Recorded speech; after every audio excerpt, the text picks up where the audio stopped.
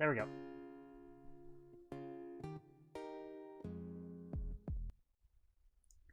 Way too many moving parts. Hey everyone, Jonny Skywatcher here. This is Jonny Skywatcher Live, I guess. Uh, the show where I just pretty much talk about whatever I want to talk about. If you don't know who I am, which, let's face it, you probably don't. This is my YouTube channel. You know, I guess I'm not calling myself by my real name online anymore. For reasons. But yeah, I like talking about movies and games, mostly Nintendo and other stuff. I know other YouTube channels tend to be more focused on like just one area. You know, you may have like one channel for movies and one channel for gaming, but I feel like that's too restrictive, so I kind of just put whatever I want on my channel. So today's Labor Day. There's not a lot of news stories going on, but this one thing did. I think it was it Saturday. It's been this news story that I've got to talk about has been sort of an ongoing thing, and yeah, I guess there was another like a few couple updates on Friday and Saturday, so I figured let's just talk about it. It gives me something to talk about. And let's switch. So what I'm talking about is, of course, the ongoing Ray Fisher versus Warner Brothers. What's the word I'm looking at? Why am I thinking of the word debate? It's not a debate. It's not a trial. But anyway, so there's been a couple things. This is just one of the more recent articles that came out. Ray Fisher responds to Warner Bros. Response regarding Justice League abuse allegations. So Warner Brothers basically came out with a statement against sort of the things that Ray Fisher, who played Cyborg and Justice League, has been sort of insinuating, implying, and saying about the director Joss Whedon and then producers John Berg and Jeff Johns. So it's like, let me see, let me go back to the beginning. So it's sort of, a lot of it comes from this tweet, which was back in July. So this is not quite where it began, but where it got a lot of attention was where he said Joss Whedon's on-set treatment of the cast and crew of Justice League was gross, abusive, unprofessional, and completely unacceptable. He was enabled in many ways by Jeff Johns and John Berg. Now, he uses a lot of language, like gross, abusive, but he doesn't actually say anything specific. Like, what did Joss Whedon do? Did you know, he's slapping people on set? Who knows?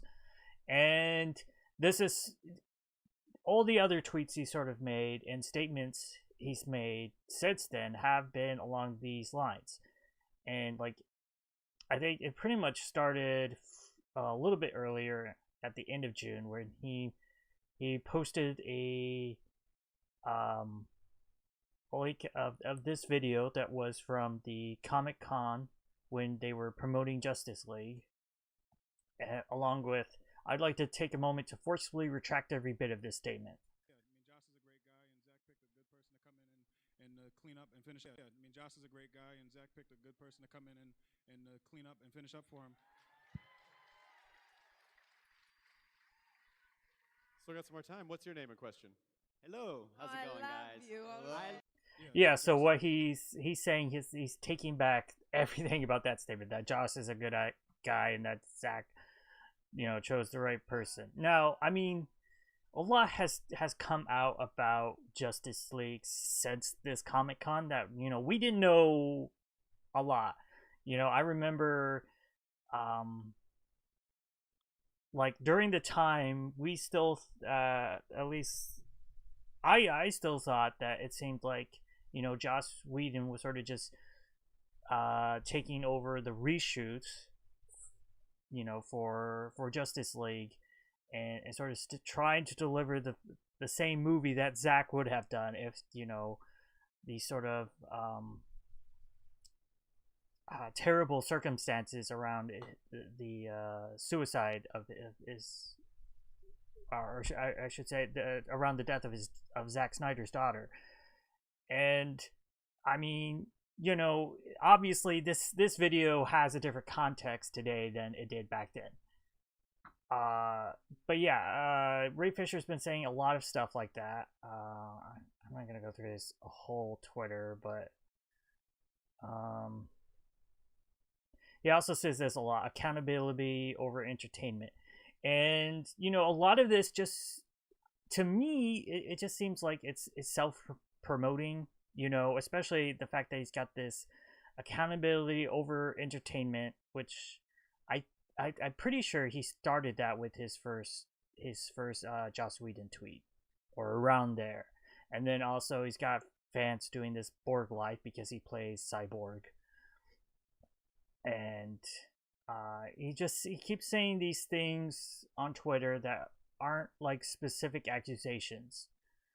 And well, like, for a while he didn't say anything really. He threw out that gross abusive behavior, and then he just said later, I believe these people, because I mean, I think part of the reason why immediately people didn't just go, what are you talking about, is because there have been some like low rumblings about Joss Whedon, nothing like really specific. I believe his ex-wife, or someone said something about his ex-wife, and so there's this idea that maybe something could come out about Joss Whedon.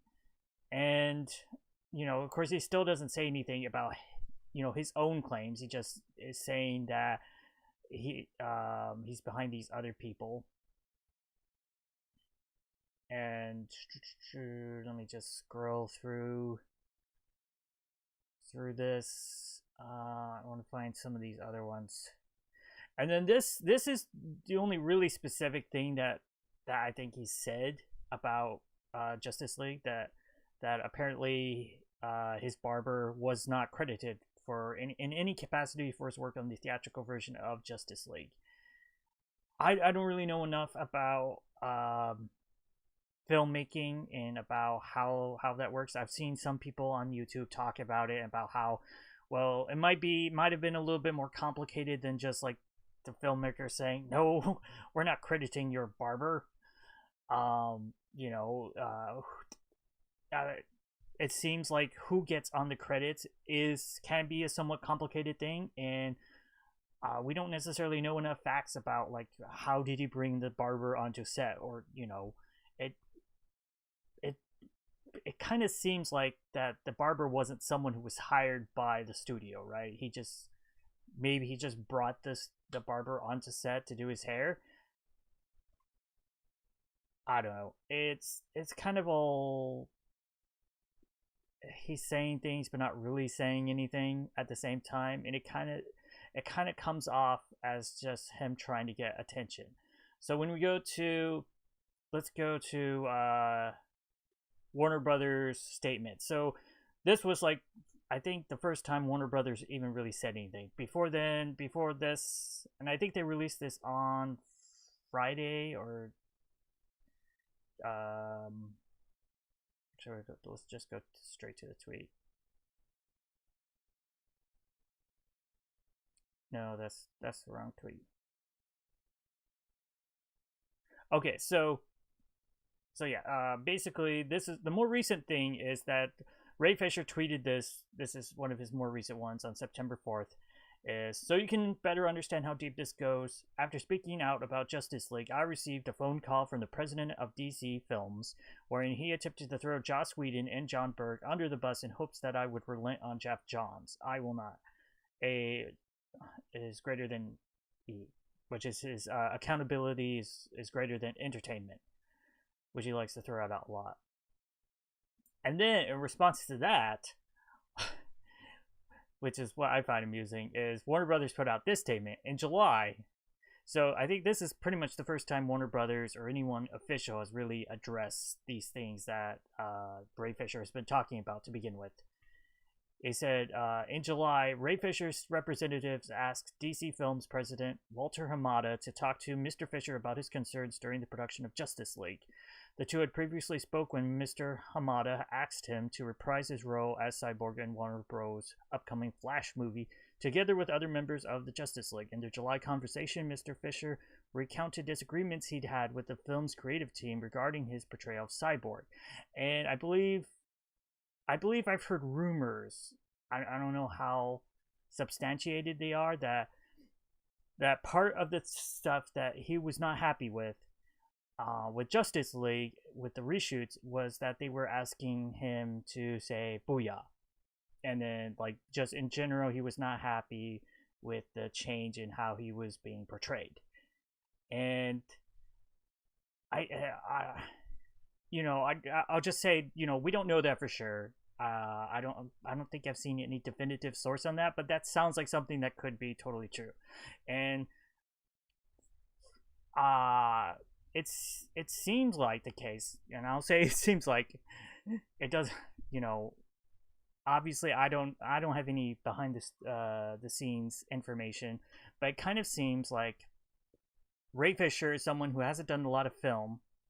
This was his big break as Cyborg, and he gets hired by Zack Snyder, and Zack Snyder is the person who gave him the chance. So he works with him on filming Justice League, and then basically Zack Snyder gets fired. From what it seems like, what really happened, Zack Snyder got fired, and they sort of, the studio went to Joss Whedon to sort of just reshoot half the movie. And it kind of seems like Joss Whedon was kind of a dick on set. Maybe not. It probably came across that way to Ray Fisher. That's my guess anyway. I can sort of understand that perspective where you were working on one thing and then this different creative person comes in, they take over, and they're going somewhere completely different with it. And my guess is that Joss Whedon probably was not approaching it with the sort of respect that the people, especially someone like Ray Fisher, would expect him to. That even if he wasn't specifically disregarding Zack Snyder's vision, he was still like not really respecting it in that way. That's just my guess. Take what you will with that. And okay, so and complained that his suggested script revisions were not adopted. Now that's another thing. If he was complaining his script revisions weren't adopted, I mean, part of that is he's not a big name. I don't know what you expect. Maybe Zack Snyder listened to a lot of what he said, in which I think I may have seen a quote about that he did actually work with Ray Fisher with the character of Cyborg. But here's the thing. Warner Bros. Gave the movie over to Joss Whedon to reshoot and like rework, basically. And at that point, he and the producers are the people in charge. And if they don't want to take your notes, that's just too bad. I mean, that might suck, but you know what? That's not an abuse of power. I mean, that's what I'm guessing happened from like the things that Warner Brothers is saying, and from what the things he said in his tweets, is that I'm guessing, yeah, that something like this happened where he tried to make script revisions, because when he was working with Zack Snyder listened to a lot of what he had to say. And then, this new guy, Joss Whedon, and probably the producers, stepped in even more, because they're trying to drastically change the movie, which probably wasn't the best idea. And suddenly these new guys aren't paying attention to anything he has to say. And because to them, they didn't hire, I think from their point of view, maybe especially Joss Whedon, he didn't hire Ray Fisher, and I don't know. That's my guess. Anyway, moving on. Mr. Amata explained that the creative differences are a normal part of the production process, and that a film's writer-director ultimately has to be in charge of these matters. Notably, Mr. Amata also told Mr. Fisher that he would elevate his concerns to Warner Media so that they could conduct an investigation. At no time did Mr. Amata ever throw anyone under the bus, like he tweeted, or render any judgments about the Justice League production. And this is the really important part, in which Mr. Amata had no involvement. See, that to me is even bigger thing. Like, he's claiming that Walter Amata was saying, you know what, it's all just, I don't know what exactly does he mean by he threw them under the bus too. I mean, that could be interpreted in so many different ways. And just generally in life, I find that a lot of people exaggerate, and just from the way Ray Fisher's tweeting, I'm assuming he exaggerates a lot. Like, if he says somebody was screaming at him, and I saw it in person, I would say, no, they weren't screaming at you. They were maybe talking to you forcibly. That sort of exaggeration. That happens all the time. I find that people will exaggerate. They'll say, like, that person screamed at me. It's like, no, you would know if someone screams at you. I mean, I have not really ever heard people screaming at each other that much. Because it other than maybe on the street in New York City. But yeah, he says throws Joss Whedon and John Berg under the bus. I don't even understand how would that be in the conversation. Like, he's talking to Ray Fisher. It's like, oh yeah, I know you have concerns, but really that was just Joss Whedon, John Berg, and just stop talking about Jeff Johns. Like, why would Walter Amata care that much? And plus, on top, that he wasn't even involved, so it's not like he's trying to make himself look better, or like avoid him looking bad in some way, because he wasn't involved with the production. So, and then it goes on, while Mr. Fisher never alleged any actionable misconduct, which is the biggest thing, is he said a lot of things, but none of them have actually been actionable misconduct. Warner Brothers, nonetheless, initiated an investigation into the concerns he'd raised about his character's portrayal. Still not satisfied, Mr. Fisher insisted that Warner Media hire an independent third-party investigator. This investigator has attempted multiple times to meet with Mr. Fisher to discuss his concerns, but to date, Mr. Fisher has declined to speak to the investigator. Now, this is something that it just becomes a concern about who you believe. Do you believe Warner Brothers, who is saying that, they had, Warner Media initiated an investigation, and that on top of that, they then hired an independent third-party investigator who tried to reach out to Ray Fisher, who has declined to speak to them? Or do you believe Ray Fisher, who's basically saying that that's not quite the case? I don't know. Warner, I kind of am more inclined to believe them, because I don't think they would really lie about that. Maybe stretch the truth a little bit, but I think when they say Warner Media hired an independent third-party investigator, this is not just someone randomly saying that. I'm assuming this statement has been looked over by people and made sure that, no, this isn't something that can come back to bite us. This is, accurate. Okay, and then it also ends with, it also remains committed to investigating any specific and credible allegation of misconduct, which thus far Mr. Fisher has failed to provide. And so, yeah, why do I keep saying that? I have a lot of bad habits I need to break with my speaking. So yeah, all those sort of things.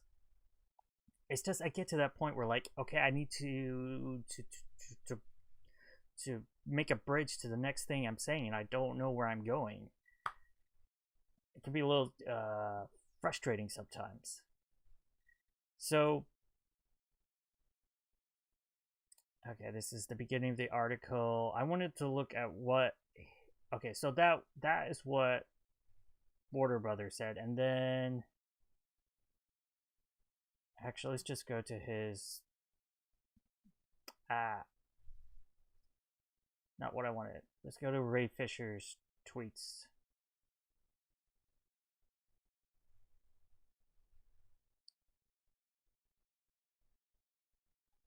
Let me see. Is this?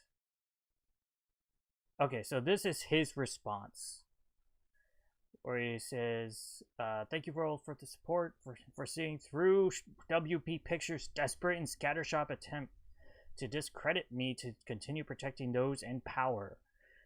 I don't know how much they're actually in power, especially if you're talking about Joss Whedon. Joss Whedon isn't even really doing anything with Warner Brothers, I don't think. And then he goes on to say, "I met with the investigator via Zoom on August 26th. Below is an email I sent to my team and SAG-AFTRA immediately after." And I guess like the way he's saying that is supposed to make us think that this sort of like, see, this, it's not what they said. So what he says in this email is that he got off the line with the investigator. Ray claims that this person has definitely been put on the case by Warner Bros. Picture, not Warner Media. Now that's just Ray claiming that, and one of the things I would question is how would he have known that? How would he have known just talking to this person that this person was definitely put on the case by Warner Brothers Pictures and not Warner Media? And that his findings will go directly and solely to the Warner Brothers Pictures legal. Now, unless he directly asked that person and that's what they said, I don't know. He also had another person on the line as a witness, which we weren't made aware of. I told him I needed to have a rep on the line as a security for myself. He tried to keep me on the line, but and the biggest thing, he doesn't say anything about, like, you know, talking to them later. Just says, like, he was, basically they tried to talk to him, and then immediately it seems like he probably was suspicious of whoever the investigator was, didn't like the fact that there was a third person on the call as a witness, and decided to drop the call. And for all we know, they, you know, have tried to reach out to him late after that, and he has just been ignoring them. And of course, he's tweeted something since then. It really is a shame that WB Pictures willfully chose to publicly undermine the seriousness of the toxicity and abuse that myself and others have reported to WB HR and labor relations. They tried to minimize me as being an actor with petty creative differences. They failed. But the thing is, he hasn't actually said anything about, like, what toxicity and abuse has he suffered. And here's the thing. I think it is perfectly possible that Ray Fisher has, you know, suffered like toxicity, and I'll even go far as saying abuse. But here's the thing. Just because you were so-called abused on set doesn't necessarily mean it's the same as like physical abuse. You know, there's a lot of things that people will call abuse that maybe they are, maybe they're not. You know, it's some things that directors and producers have been able to get away with. There's a question of how much they should be and how much they shouldn't. There's, you know, some directors and, you know, in the past have done really what I would describe as emotionally abusive things to their actors, and we've sort of applauded that because of the performance that they got from that. You know, I'm thinking of like directors have like actually tricked their actors, and that's sort of stuff that, you know, I would call abusive. But is it a legal matter? Is it something that then I don't know. And then his latest tweet is just "Let's go #Borg Live." That's the problem I have with his tweets, is they sound more like he's advertising something, or that he's coming out with a new brand, or this has become his brand, not I don't feel like he's actually championing abuse victims or anything like that. I just feel like he's trying to get more attention.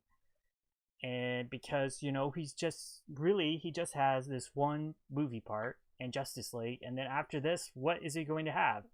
And sort of the sad thing is, with all this attention he's getting, it's probably not helping his case in getting cast, honestly, because it's sort of a sad fact about Hollywood. I would say not even just Hollywood. A lot of businesses, especially in the entertainment business, it's very people related, and hiring people, getting cast is about hiring people you want to work with, right? Not just who they are. I mean, a lot of times your first big break is about just being in the right place at the right time, but at a certain point, if people who keep getting cast and keep getting jobs are people that other people like working with, and if you're not the kind of person that people like working with, you're not going to get cast. And part of that is, if you keep talking bad about your former bosses, even if they are terrible people, it kind of makes you look bad. And it gives you this this look that maybe some people won't want to work with you.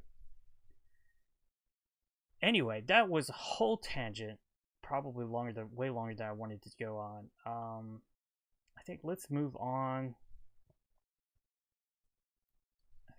I think I'm ready to wrap that up. I gotta change this.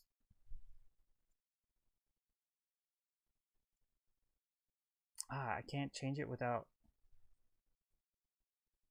Anyway, I guess I can't. Yeah, let's just. Hopefully, this is the right thing. There we go. So let's just take a quick look at the box office. It's technically, this is Labor Day weekend, so technically I think it gets counted like Friday to Monday, but whatever, we'll look at, they have some stuff up for the Friday, Saturday, Sunday. On top is Tenet at 20 million. And that's interesting because, we're still in the middle of a pandemic, and of course 20 million, if this had come out before pre-pandemic, that would be like, oh, we're really worried about this movie. But $20 million is so far the highest that they've gotten. We're up from New Mutants debut at, I believe, 7 million, so 20 million. And it says in 2,810 theaters, so it's still a little bit more than half the theaters that I think it would have launched in if the pandemic wasn't around. I think usually most wide releases like this are in at least over 4,000 theaters. So yeah, $20 million. And let's just compare that to, let's say, I'm not going to compare it to Dunkirk. I think it's a bit more comparable to Interstellar. Although Interstellar did have, I feel like, a bigger name actor. So, and it's, let's just go to its original release. So domestically, Interstellar made 188 million. And where's the? There should be a way to look at the. I want to look at the weekends. Apparently, it's not letting me do that. Oh my gosh, stop. Okay, let's just look at domestic. Okay, here we go. Domestic weekend. So for Interstellar, in its first weekend, made 50 million. Well, a little less than 50 million versus 20 million. So, given the fact that like the theaters are not the theaters in like the biggest markets in the US are not open, and the theaters that are open are at much lower capacity. I think like it's something like 30% capacity. That is somewhat comparable because if you think 50 million, half of 50 million would be 25 million. So if in the first weekend half of the people saw it, you'd only get like 25 million, right? And we know that it's less than that number. So 20 million actually seems pretty fair to me. Is kind of in the ballpark if you think of it being I've totally lost my train of thought, but but yeah, okay, so and then let's just go back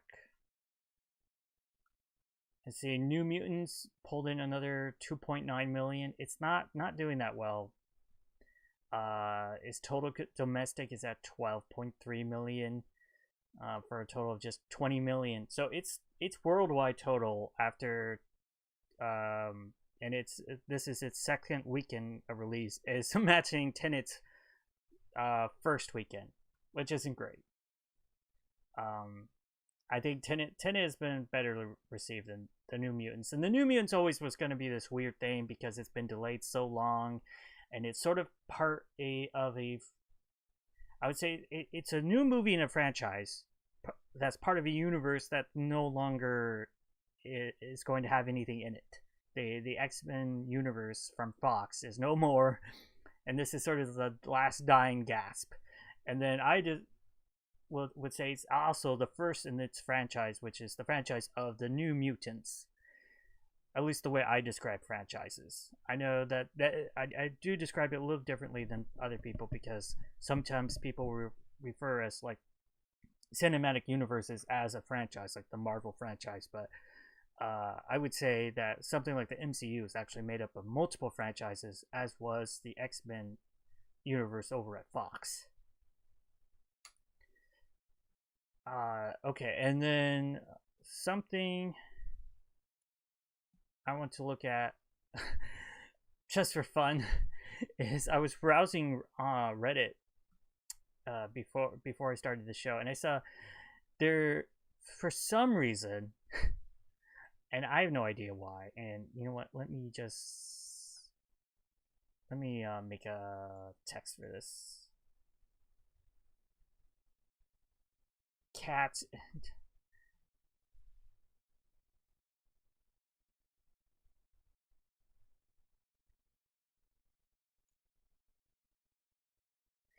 For some reason, there is a Cats and Dogs 3.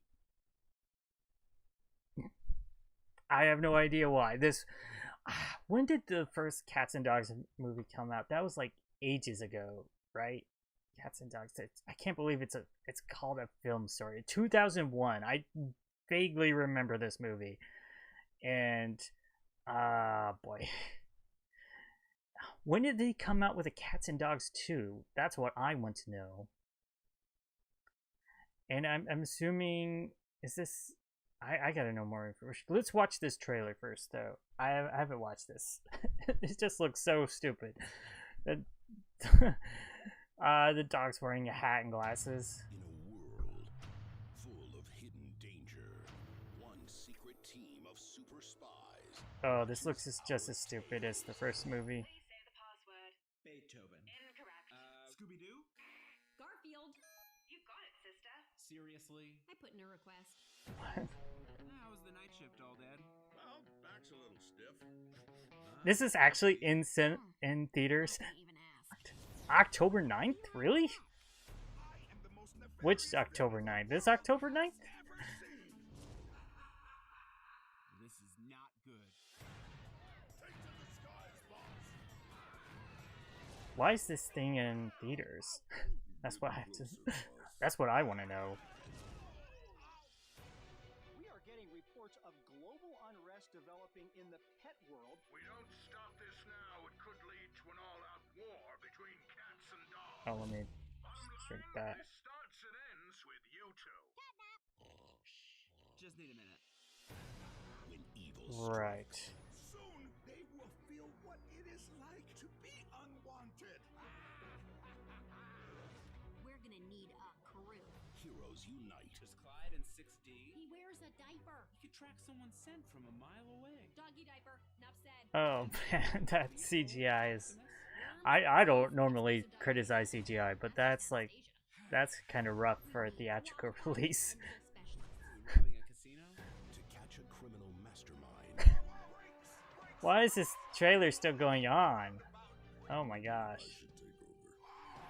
They'll sniff out the clues. Spill the beans, parse pooch. Oh, that looks rough. Think it was too much? Oh, Never. that's rough for even this kind of movie. That's like direct to DVD kind of quality. Roll over. Oh dear God, we're doomed. Cats and Ooh. dogs paws unite. What do they do? You should notice your disdain for one another begin to wear off. Oh, your coat is so soft. Okay. I just had to see that. That's okay, it was 2001. When did they come out with a sequel to that? 2010? And then 2020? Is this like a once in a decade thing? Come out with a cats and dogs movie? Oh my gosh. These movies are so dumb.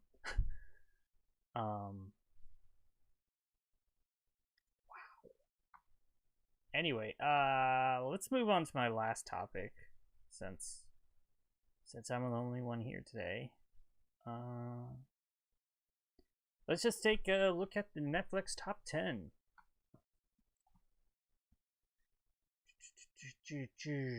Okay, so at number 1 we have a new movie or series, I think. Away. I don't think I've even seen a trailer for this, or I might have seen bits of the trailer. Let's see, Commander Emma Green leaves behind her husband and daughter to lead an international crew of astronauts can't talk, on a perilous 3-year mission to Mars. It looks like Josh Charles, Vivian Wu, more. Interesting. How long of a season is it? 10 episodes?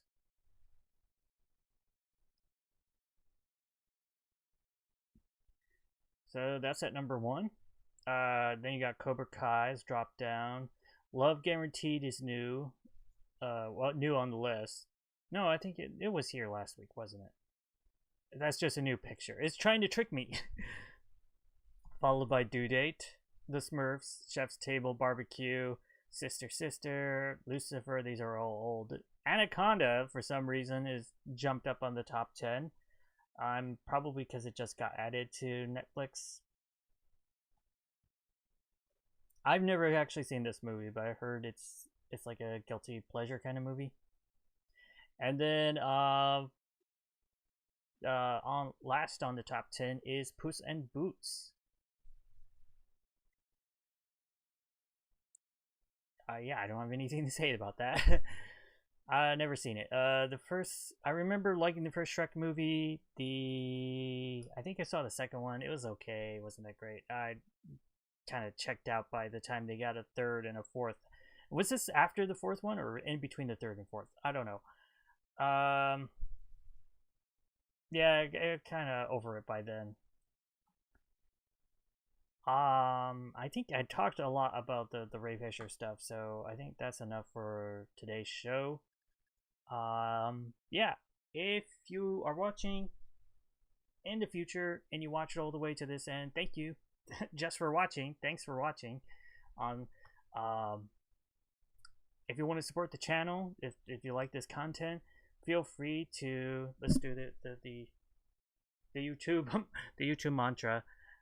Please, if I can remember it, please like, subscribe, and comment. Please like, comment, and subscribe.